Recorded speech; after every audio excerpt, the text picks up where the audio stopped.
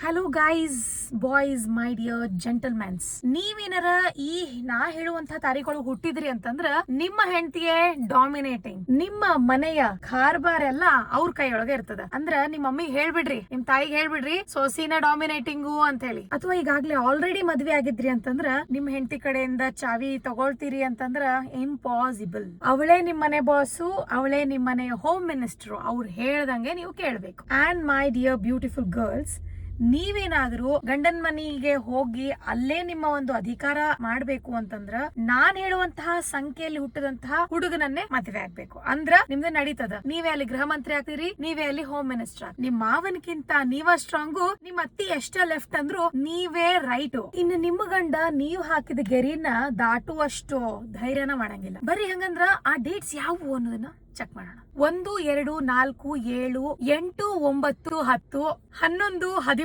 13, 16, 17, 18, 19, 20, 22, 25, 26, 27, 28, 29 ಹಾಗೂ 31. Dear boys, ಈ number ಒಳಗೆ ನೀವು ಹುಟ್ಟಿದ್ರಿ ಅಂದ್ರೆ ನಿಮ್ಮ ಲೈಫಿನ ಕಿಲಿ ಕೈ ನಿಮ್ಮ ಹೆಂಡತಿನೇ. ಅಂಡ್ ಡಿಯರ್ ಗರ್ಲ್ಸ್, ಮದುವೆ ಆಗಿಂತ ಮುಂಚೆ ನೋಡ್ಕೊಂಡ್ ಮಾಡ್ಕೊಳ್ರಿ. ಇಷ್ಟೊತ್ತು ನಾ ಹೇಳಿದ್ದು ಕಾರ್ಮಿಕ್ ತೇರಿ ಮೇಲೆ. ಕಾರ್ಮಿಕ್ ತೇರಿ ಯಾವತ್ತೂ ಸುಳ್ಳಾಗೋದಿಲ್ಲ. ಕರ್ಮ ಆಲ್ವೇಸ್ ರಿಟರ್ನ್ಸ್. ಕರ್ಮಣ್ಯೇವಾಧಿಕಾರಸ್ತೆ ಮಾ ಫಲೇಶು ಕದಾಚನ ಮಾ ಕರ್ಮ ಫಲ ಹೇತುರ್ಭೂತ್ ಮಾತೆ ಸಂಗೋಸ್ತ್ವ ಕರ್ಮಣಿ.